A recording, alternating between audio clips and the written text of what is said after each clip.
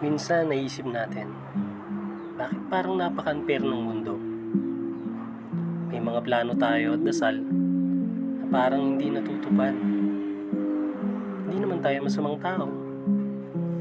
Gumagawa naman tayo ng mabuti. Pero bakit ganun? Bakit nga ba, kapatid? Tandaan natin na ang plano natin sa buhay ay hindi higit sa plano ng ating Panginoon. Because I believe that God's plan is better than our plan. Kaya matuto lang tayong maghintay at manalangin para sa sakto at perpektong plano ng Diyos para sa atin. Keep on praying, kapatid.